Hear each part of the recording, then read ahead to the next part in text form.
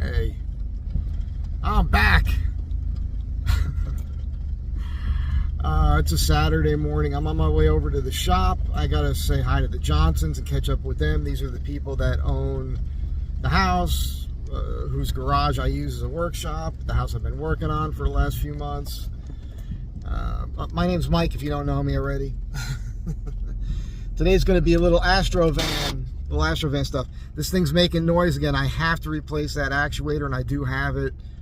If there's enough time today, maybe I'll do it. I don't know.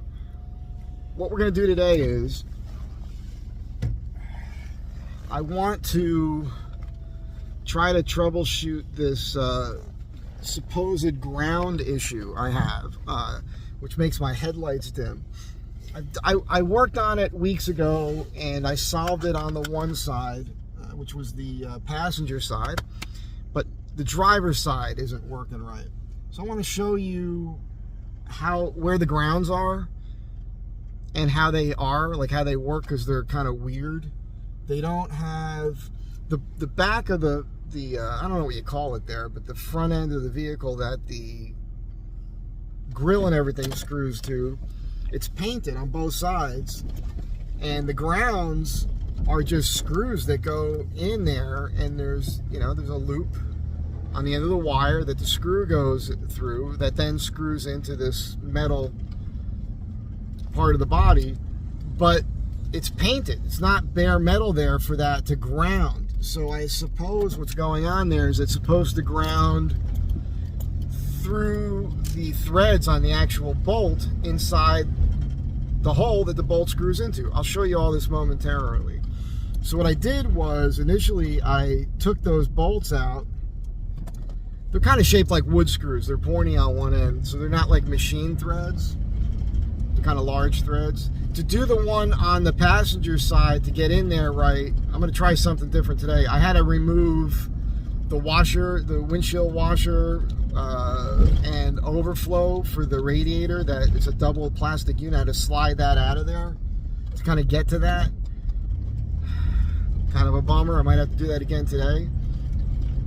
The one on the driver's side is more easily accessible. Anyhow, I got the one light to work. The other one isn't, as I said. So I have two ideas for that. One is, what are you doing, man? One is I want to try putting like a little piece of copper wire into the threads and over the loop, and then turn the van on and see if that works. And if that doesn't work, then I'm going to try running a wire from the one bolt to the other. Dave suggested that. Now I just have to tell you, I'm not an electrical guy. I know that it's, for those of you who are electricians and into this and understand it, it's easy, no big deal, simple concepts. I understand some of the concepts. When I start getting into it, it's pretty easy. That's the funny thing about it. It's so easy that I don't retain any information, so I don't remember it anymore, and I don't trust it. It's like magic. I remember when I got out of the service and I started working on building houses, I was talking to an electrician one day, and because you talk to all the guys, plumbers, I'm a carpenter, or I was at the time, I was a framer, we did everything. I did everything. And this one guy said to me one day, he's like, look, man, shit runs downhill, and electricity is magic. I was like, okay. So, yeah, I should know more, and I wish I put more effort into it, because I avoid doing anything that has anything to do with wiring. But then when I'm forced to do it, you're a jerk. Put the blinker on to let everybody know what you're going to do, instead of sitting there and then deciding to put the blinker on after the light turns green, and then you don't move. Then you put the blinker on to let us all know behind you that now you're turning. All right. And we got another person driving with explosives in the back of the car.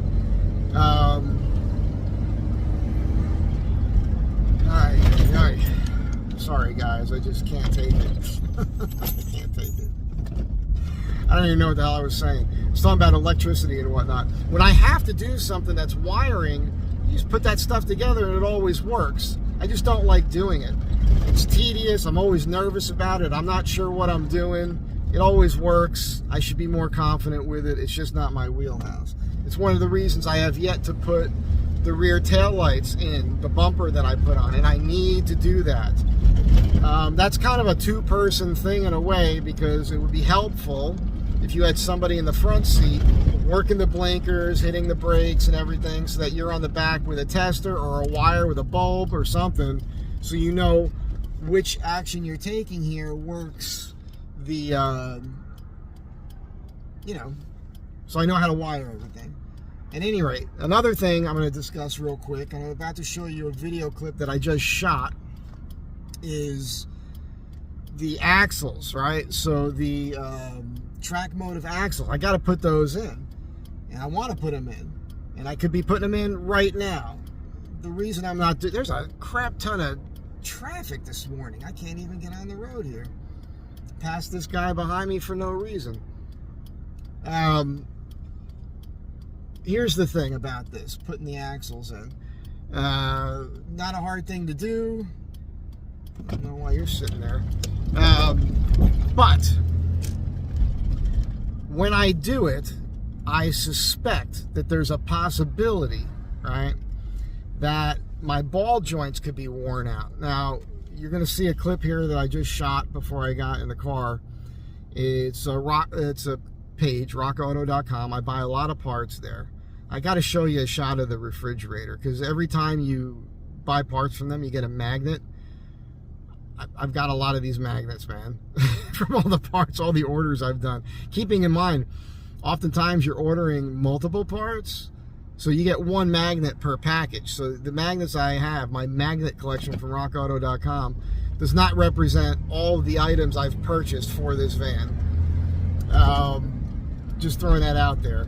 But I want to purchase another full set of ball joints, uppers and lowers, just in case, because the procedure that you have to go through to replace your CV axles is such where if I take that apart and I notice that there's something wrong with any of the ball joints, I might as well replace them at the same time.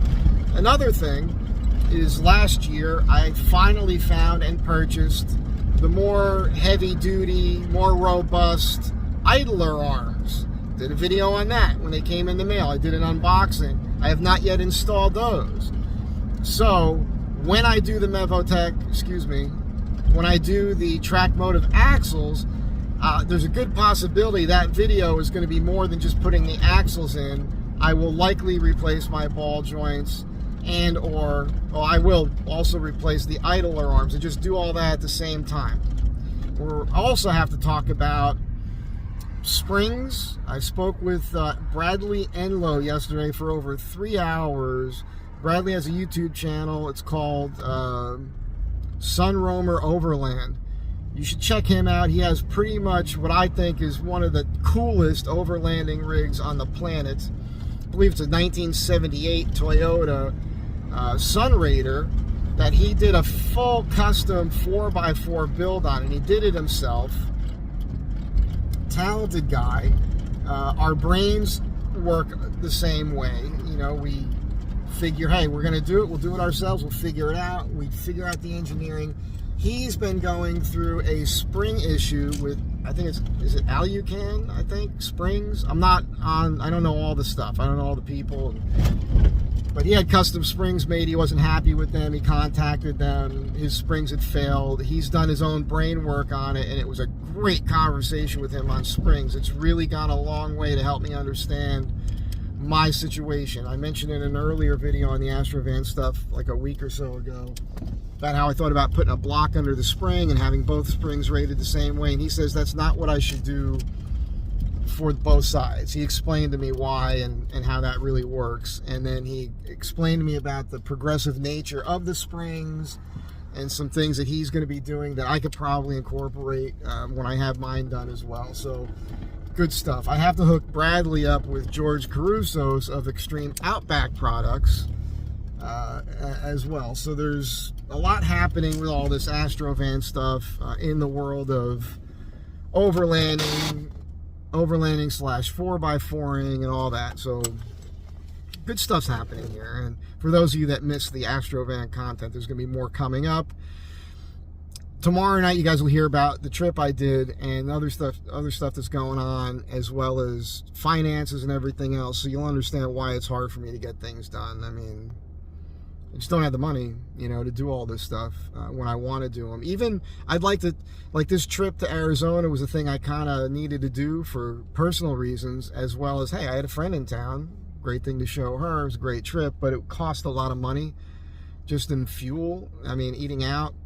You know, again, I'll talk about this tomorrow, but I'm just saying, I would, if I didn't do that trip, if she hadn't come out, I'd have a little extra coin where I could take a week off and do this build in here. I want to rip the build out. Yeah, there's not much to it.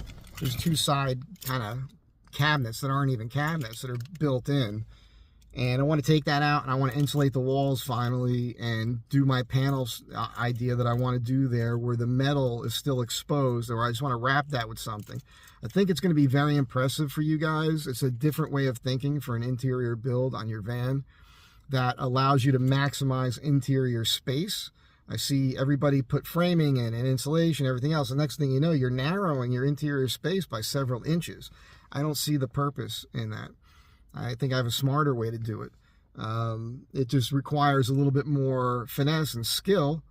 Keeping in mind, I say this all the time, I see things on the internet, on YouTube, and I'm like, some of it's cringeworthy. It all works in the end, and people are always impressed. There's a lot of accolades being thrown at people for the stuff that they're doing. I look at it from my own point of view, where I'm like, okay, I understand. They're building to their skill level. But if things were explained to them in a way, like if I did it, if I was to say, hey, if you did this, hey, you're saving money on materials, you're making the job easier, you're keeping the van lighter, you're maximizing your interior space, and this is good enough, that's what I want to try to do for you. That's what I'm always trying to do here. It's just trying to help you guys out. It's not for self-aggrandization. This is not a popularity contest for me. It's just about wanting to help other human beings out.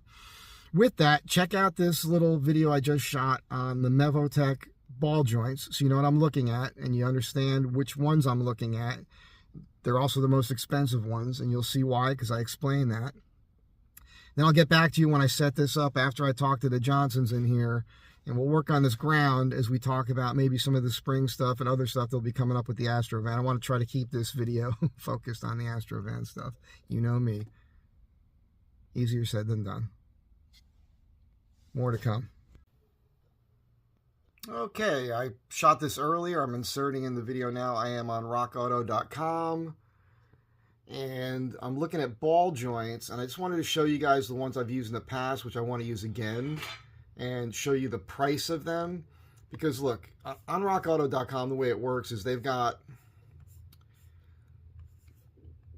what they call economy brand. Be fine if you're just on the streets, I suppose. And then they've got daily drivers if you want to spend a little bit more money, and you know, you're commuting a lot and maybe you think it's worth it. I believe that this is where you should be looking. And then at the end here, they've got premium brand, and this is what I look at because, you know, I'm going off-road with this thing from time to time, and I want these to last and hold up. And what I've been using in the past here, the last ones I put in are the Mevotech. They've got TTX Greasable, Premium XL.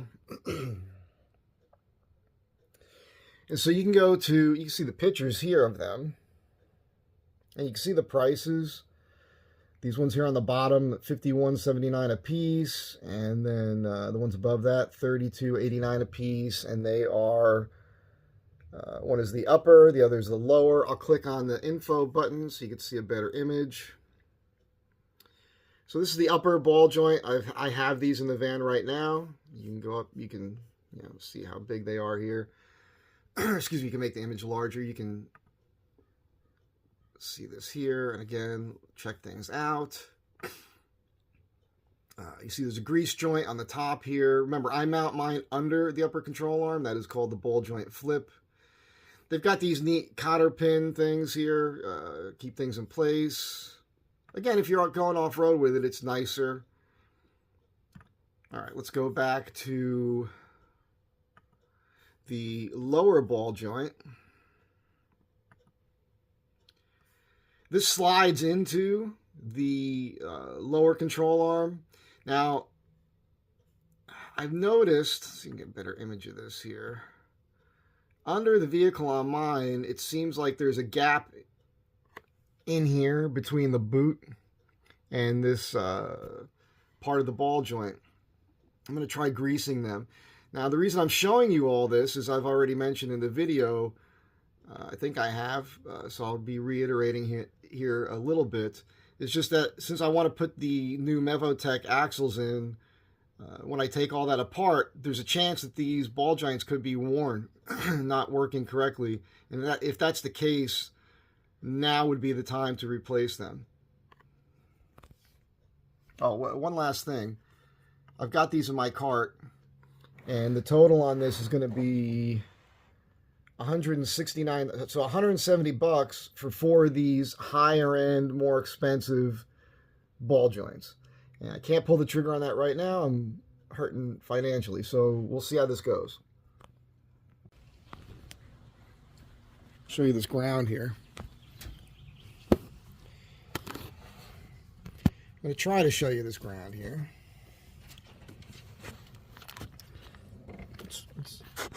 There's my finger. It's right here.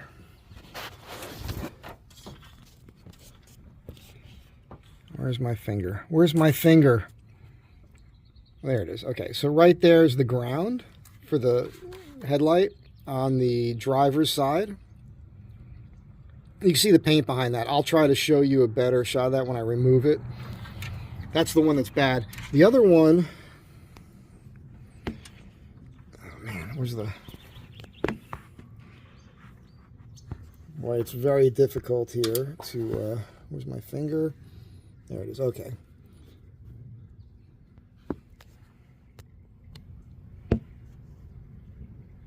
That's it right there, and you can see how tight of a spot it is there and why it's just helpful to take these out. So you need a puller, and you lift this little center piece here,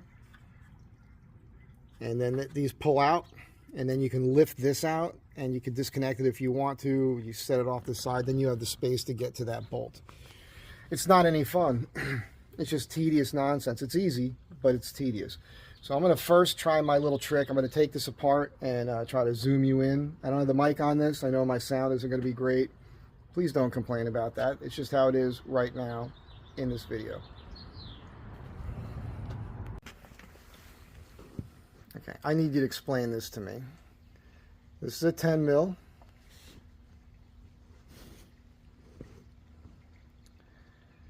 This is a 10 mil. This one will not fit on the nut. This one does. I went through this a couple weeks ago. I could not, I was like, what size is it? I was using that one socket, and I went to standard. I couldn't get anything that fit. And then eventually I found this other one and it fits. Explain that to me. I'm waiting. Let's see if I can show you. Let's grab this one first. It's going to be difficult. You guys saw what I went through a minute ago trying to show you this here. So holding the camera this way, but there it is. This will not, does not fit on that nut. Here's the other one, and that one fits on there. Okay, these are both Craftsman. Both Craftsman. Should see something here. This one says USA on it. This one says USA. This one fits. This one does not. Another thing, this grill is broken. You see this? So that lifts here. That wasn't broken when I bought the van. Busted here. See this? It's broken here. I think it's broken in a couple other spots here. And I suspect this happens when I bring it in for work that other people do. You see this? Now I love Irvin over at SMG, but it's very possible that these guys broke the grill. Now, not throwing them under the bus, things happen. Remember, they did bust my mirror, and they sent me a new one to replace it, which was nice of them. And if I catch them on something like that, they're good to me about it. Here's the thing. Dave, you watching? Anybody else? I think about this grill. I like it. I think that this front end is a good looking front end on the Astro van. Of course, this is an important part. So what I'm wondering is, I have a couple different ideas. Could we just make a grill out of metal that resembles this? So, you know, you'd have to have a piece of metal that's bent right, that performs this function, and then like a pierced steel, you know, diamond thing or something, and a piece across here. I mean, is this something that can be done? I haven't looked this up yet. Maybe that people have a solution for it already. I suppose I could try some JB weld here, probably might help. Just if I put a dab on that and put a clamp on it or some tape, it'll probably hold it. But that's got a, oh, look at this, it's broken here too. Here and here. So it's probably making, you know, a little rattle that you hear in your car. It's all kinds of things like this. All these things in concert can make things sound crazy to you. And I need a solution for that. The solution might just be what I just suggested. Putting some JB weld in there, seeing if that'll work. Maybe that's it. Maybe it's easy as that. I'll give it a shot. Maybe just buy another grill. That's possible. I'm sure people ask a ton of money for them. But the way I'm looking at it is,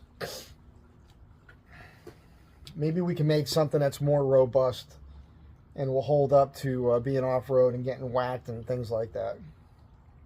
Let's get on with this ground. I can pull this nut now. Nut, bolt. You'll see it momentarily. Alright, so once again, I don't have the mic on the phone, so if the audio isn't perfect, apologies. I'm doing it this way because I might be taking the phone off there again to get in close, and it's too much of a hassle to deal with that.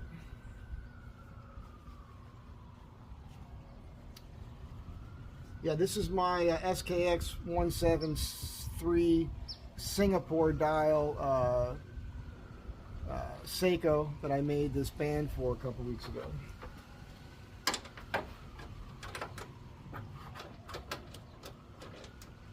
This ratchet is kind of shot too. I mean, I've only got like 5 of these things. Now I'm leaning into this, and as I lean into this, I'm pushing into this grill. So it's an easy thing to break.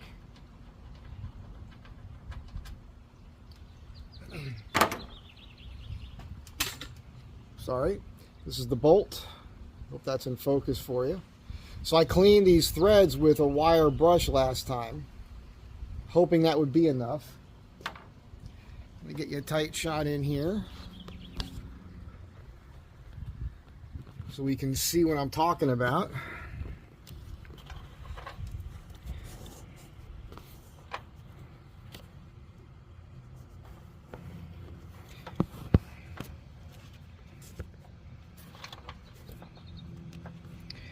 I don't know why this is not working right.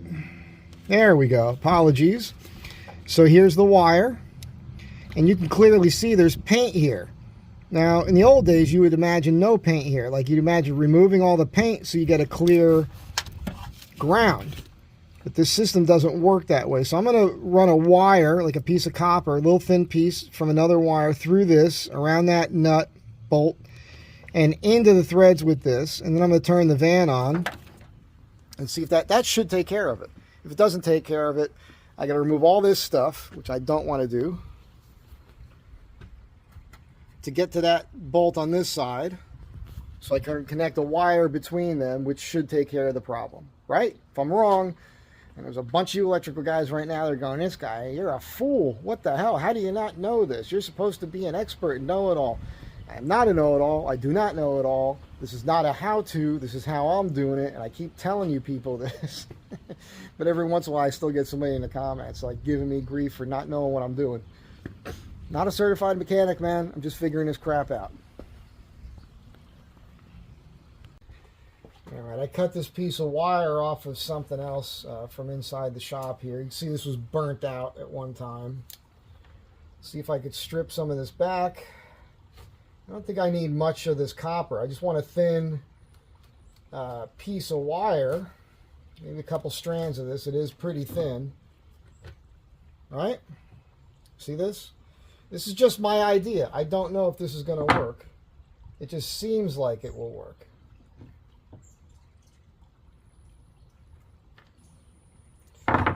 All right, so I'm going to go ahead and try this. I'm going to wrap it around that loop, put it through the thread, stick it in there, and then turn the van on and see if that solves the problem. Okay, I suspect that my arms are going to block some of this from your view, but I think you guys get the gist of what's going on here. This is my ground. I'm going to stick this right through the hole here. I can make these all become one. I hope you guys can see this. I zoomed in a little bit, so I'm not sure what you can see. I'm going to stick this through here. Well, let's do it this way. Let's wrap this around the bottom of this nut here. We're going to turn it the other direction when we tighten. So, yeah, let's turn this in the direction so when I tighten it, it'll wrap itself around more.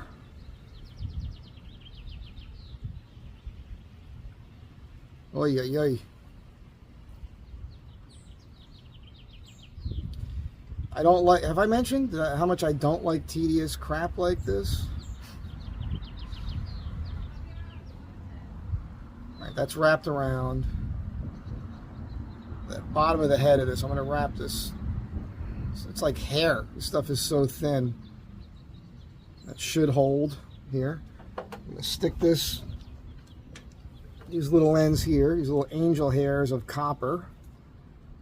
Now, come on. Through this hole.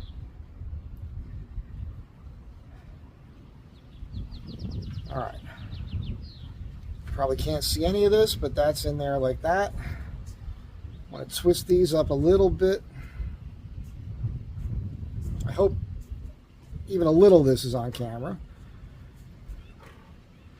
I'm going to stick that into the hole.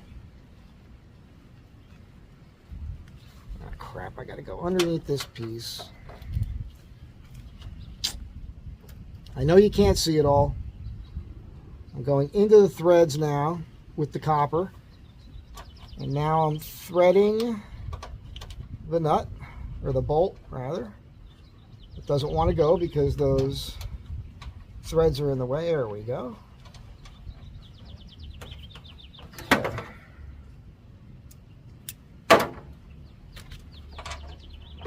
Very strange about that 10mm socket, huh?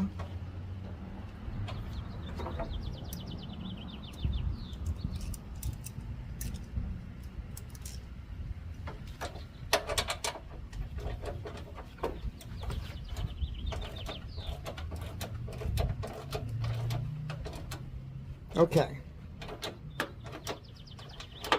Okay, that's on there.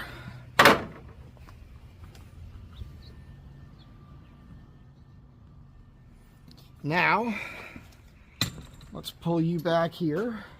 Let's put you right here.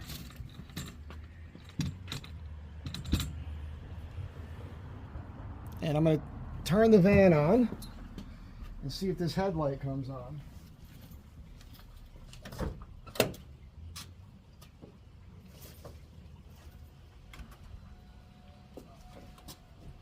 Maybe I don't have to turn it on. Does the headlight come on? So the headlight... Well, I mean, it's right there. It's on, but it's not as bright as the other one.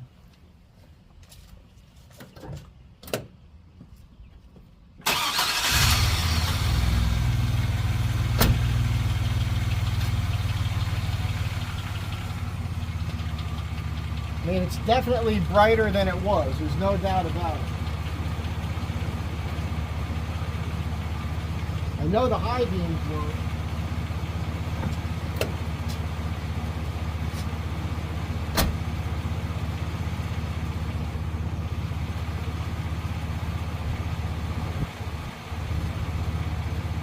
It is funny, the way the high beams work, when they're on, these lights don't seem to want to be on at the same time.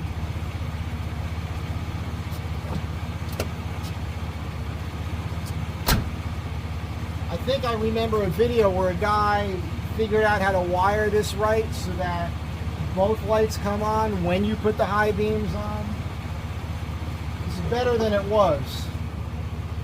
No doubt about it.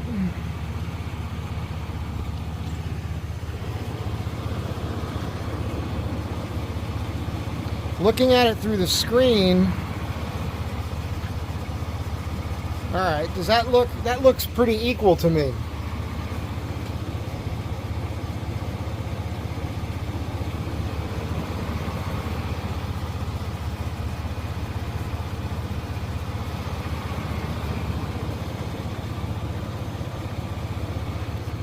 Am I imagining things? If that's not going to work, then I got to do a wire between them. But that looks, it's hard to say. The sunlight's coming down on that side a little bit more. I guess at nighttime, it's a funny thing, because on the passenger side, this light reflects off the reflector over here a little bit more. Right, like you can see, like it almost looks like there's light coming through here. Oh no, that's happening here too. I think we might be okay.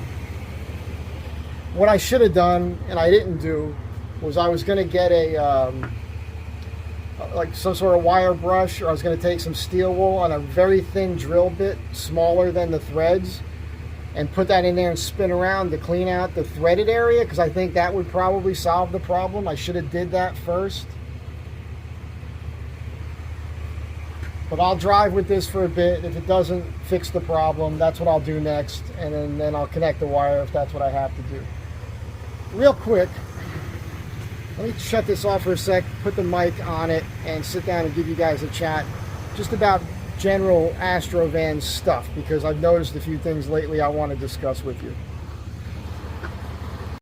All right, so just a couple things I wanted to mention. Lately, when I get on Facebook, this camera is crooked. I can see that it is not straight. Sorry for the close-up, the extreme close-up. So, lately when I get on there, I have been seeing posts in my feed from some of the Astro van groups, and it's like the Astro van repair stuff, you know, that sort of thing, I suppose, and I don't know, man. I was talking to somebody about the Astro van in the last couple days. Oh, yesterday I was talking to Bradley, like I mentioned earlier in the thing, in the video. These are cool vehicles, but they're old, man. The newest one is 2005. It's 20 years old already. A lot of them are not in the Southwest, so they've got rust and all kinds of issues. People get them, and then they want to do van life or overlanding in them, and they're just concerned with getting a build done and taking out and using it, and they're having all kinds of breakdowns and issues. And then some of them are a little bitter because they look at people like me and they're like, oh, your van just runs great. Like they think, they're a little jealous, and they say all these crazy things. It's like, dude, this thing was running when I bought it pretty well, I thought, but it had all kinds of problems I didn't know about. My oil pan was rubbing on the front axle. My radiator was full of brown sludge. There was all kinds of issues that I had to address. And I was having issues with misfires and all these things. And I did everything, you know, I did all the cleaning systems through the fuel system, which I thought then, well, you know, that's probably clogging up the catalytic converters and all that, because you're blowing all that stuff out, you know, seafoam and stuff like that. And it's just, I've had the system flushed. When I first got it, I had it flushed multiple times till it was clean. And I flushed it again since then. Like every few years, I flush the system. whether I think it needs it or not, just to make sure everything's going well. And after I did all the cleansing and I replaced the spider injection unit and I did a compression test, and some people had said, well, your compression seems low. Helicopters. It's not that I used a Harbor Freight tester. So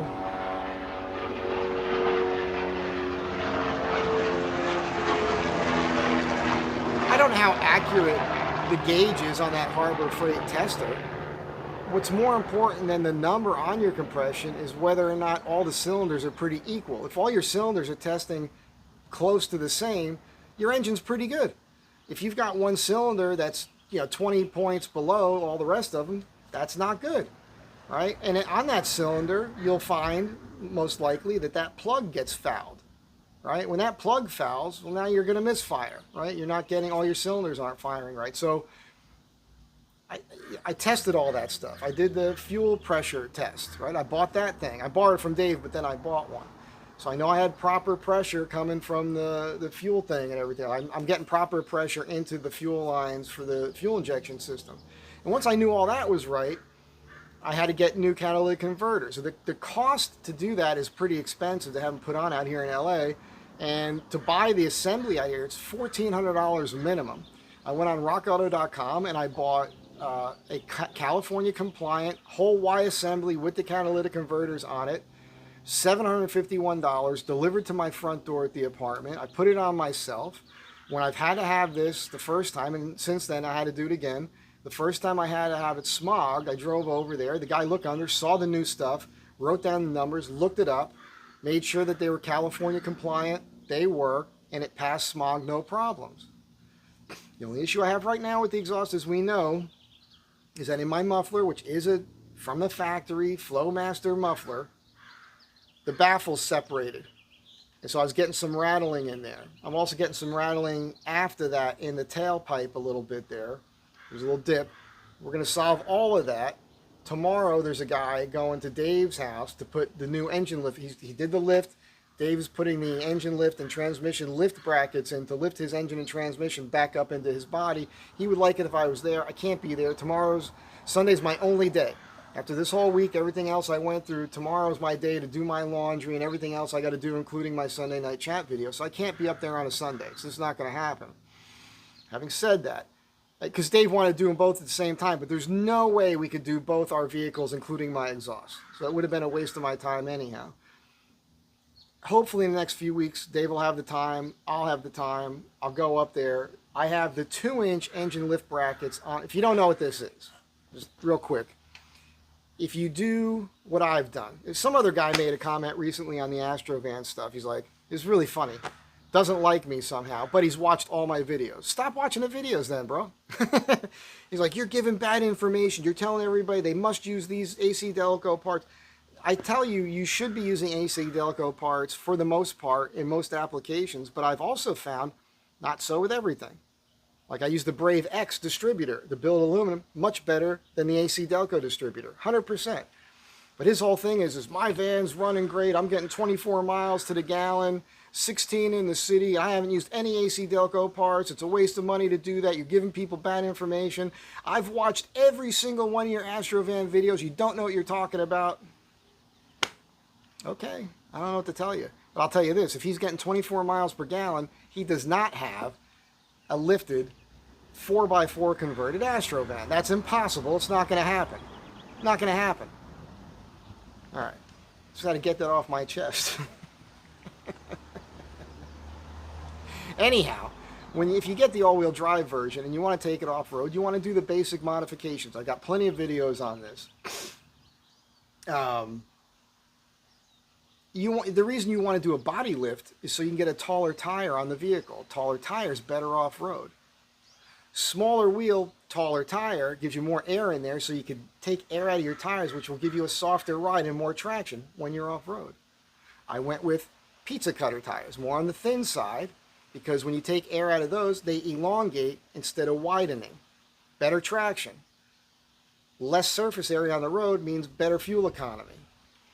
Lighter wheel, because the tire's narrower, better with the centrifugal thing, nature of things, with your gearing, the way your axles work and everything else. It's less stress on everything else because this vehicle was never designed for the big wheels and tires that people put on it.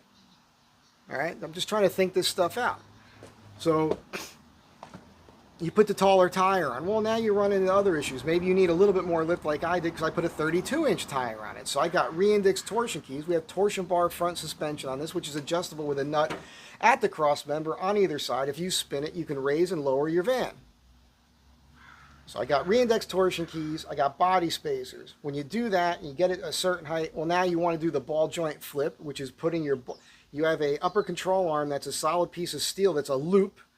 Typically it mounts, here's the loop, the ball joint mounts on the top and falls through. Well, you take that off, you mount it underneath the control arm, gives you more articulation, and now you bring it to the right kind of guy who knows what he's doing, who does alignments. He can now get your van into factory spec with the alignment. All right, you want to make sure you have good quality, ball joints, upper and lower ball joints in there. You want to make sure your idler arms are tight. And when you do all that and you align it, this thing goes down the road like a Cadillac.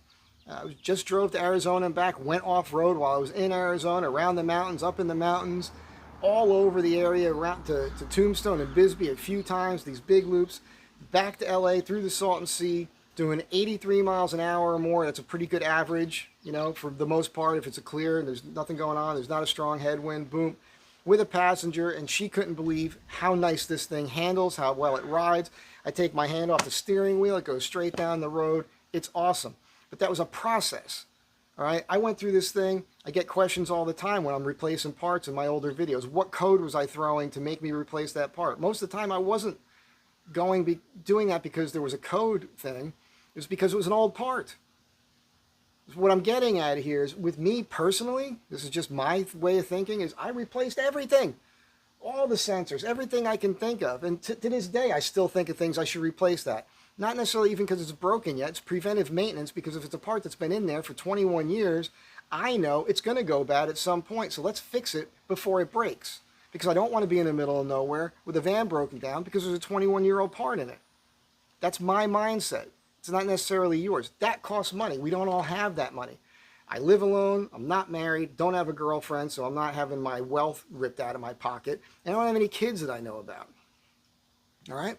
So when I make a few bucks, I can spend it on things that are important to me in my life. I am not like everybody else. I'm able to do those things. I just have to say all this because I see what people are going through here. There was a guy this morning, and he was saying how if he takes his foot off the gas rapidly, steps on the brake and cuts the wheel, his van cuts out. And I looked at the advice in the comments, and I'm scratching my head. Like, one guy even said, I think that sounds like a power boost issue. Your power boost is not going to shut your van off. If that's happening, you got two issues. It could be. And I'm not a mechanic. This is just common sense. Either the fuel's cutting out, or there's something electrical that's shutting the engine off. That's it. That's all I can think of. So if the fuel's cutting out, you either have an obstruction, maybe you should check your gas filter. It might just be a coincidence with the way you take your foot off the gas, and that changes the fuel pressure somehow. There's enough clogging going on in your fuel filter where that's just, you have a weak flow of fuel. So you want to check your fuel pressure, right, to the lines, which you have to pop your doghouse off to do that. There's a little valve there. You plug the thing in, you test it. Very simple. Or you've got something else going on that's electrical. So when you cut that wheel, there's some short happening because there's a loose wire or something somewhere. That's the only thing I can come up with. I don't know what it is. You've got to troubleshoot that yourself. But the advice and the things I hear in these comments is the reason why I started making my own videos here. Not because I know it all, but because I learned I can't trust everything I'm hearing there. I've met at least 2 guys I can think of off the top of my head. There's probably more that I met there that I'm still friendly with today because their advice made sense. It's how I met Dave. Yeah, and by the way, on the engine brackets, that wasn't an all me thing or an all Dave thing. There's this guy, Kai, this Japanese guy who's super cool. Thank you, Kai. Who apparently was a GM mechanic and is into Astro vans, and he has them. He's out in Monument Valley in Utah, and he made these brackets, and I saw them, And I thought, ooh, that's interesting. Let me reach out to him. And he was gracious enough to send me a set for nothing. Showed him to Dave. We eyeballed them. We could tell that they weren't aligned correct necessarily. So Dave, being the type of mindset that he is, takes things to the nth degree, man. It's good that he does it. I'm like, it makes me crazy sometimes. I just want to, like, enough with this talking. Let's just get it done. But he made a jig, and we figured all this out. Now we've decided that the 3-inch is the way to go if you go with the 3-inch spacers. That was his idea. I agree with him. I went with a 2-inch thinking it was enough. It is. We're going to do them again on my truck, mostly for the sake of the video. I also came up with what I think is an improvement. We'll show you all that when we do that video. At any rate, Kai sent me those. I showed them to Dave. Dave improved upon them. And then through my ability here, having the YouTube and having the channel, I've been able to promote them so that you guys can purchase them. And now, I don't know, there's probably 8 or 10 guys out there running these things with no problems. I've been running them, no problem. Dave's been running them, no problem. The only issue is some people might have an issue once they lift the engine and transmission where the drive shaft may not, the slip yoke there coming into your transfer case could come out enough to where it might leak a little. That happened to me after I brought it to Hooper's rear ends, which you should never go to for work because they do horrible work and they could have killed me with what they did to the van. I got plenty of videos here telling you that story. When I got the van back from them, it was leaking everywhere. It never leaked there before. So I had a new drive shaft made. Now, if you're still running your old drive shaft and you decide to do this engine lift thing, go to a drive shaft shop. It's not that. It's a few $100s, I think, to have a new drive shaft made. They paint them for you today. They'll put a sticker on it. It looks awesome. It's well balanced. It's going to be balanced. Just do that. If you have a new drive shaft, like, okay, let me explain something. I got new gears. Got front and rear differentials. I got 410s now because I'm running 32-inch tires. I got a new drive shaft in there. I got a new transmission. I got all my sensors and everything done. Spider injectors. Everything's been replaced. Radiator's been replaced. I've replaced this thing. Everything's been replaced in this thing. That's why it runs and handles like a new vehicle. That's what you're going to have to go through. This is why I don't recommend you buying an Astro van or any other old car unless you are prepared to put the time and the money into it to get it running the way this one's running. It's a lot of time and money. Most people, they don't think that way. They get the car, they start driving it, something goes wrong, they replace that part, they keep driving it. You don't understand, like if a part goes and it's been going for a while, it can weaken the other parts around it in the system, within that system, whatever it is. If you got a spark plug wire that's bad, you got a plug that's bad, you got this that's bad. When you replace your distributor, you want to replace your spark plug wires, you want to do a whole tune-up. You want to do the plugs and everything at the same time. You don't replace one spark plug. You understand what I'm saying? I'm just saying. Do things to the best, the way you figure it out. But if you're just doing one little thing at a time, and I understand you might have to financially, for me, this is my only vehicle. I don't have a separate vehicle that's better on fuel, that I could zip around the city on. I don't ride motorcycles anymore in Los Angeles because I almost died so many times. I've told the stories here before. To me, it's worth putting the money into this because I want it to keep running at optimum level and be able to do all the different things I do in it. Aside from working out of it, taking these long road trips. While I'm on a road trip, going off-road someplace. Pretty radical stuff sometimes. I built it to handle that. And I'm still working on it. As I said, we got to put the axles in, probably do the ball joints at the same time. As I mentioned earlier in the video, I've got the idler arms that are more robust, and you guys will see those. I already did a video on it, but I'll show you all of that. I will show you all of that when I do that. And that'll probably be pretty soon. The cost of those ball joints, I think it's going to be about 100, and you just saw it on the video here, probably like 170 bucks or something. I'm just going to have to bite the bullet and do that. I was just in the house here. I got some work to do for them this week still. I'll make a few bucks, so I guess I can afford it. That's where I'm at. Anyhow, it's strictly an Astro van video. Wanted to show you this issue with the ground. And I wanted to talk about all those things because I've been getting, weirdly, it's great. People are still watching all my old videos, and it's interesting to me, and it's awesome because they're helpful. Everybody's thanking me, except for that one asshole. You know who you are. they're still out there and they're still helping people. And that's cool. The only problem for me is that many of these videos some of them are 5 years old. So I don't remember the video. I don't remember what I said or what I showed. And I don't always have the time to review it to be able to address the question in a video that's 3 to 5 years old. You understand? So cut me a little slack on that. Look at the dates of things. Use some common sense and just have a little understanding. And yeah, if it's something I can help you with, I will. That's what I'm here for. But yeah, I apologize if I'm not answering all your questions in those videos. But again, I say it pretty much in every one of those videos. This is not a how-to video. This is just what I'm doing and how I'm doing it.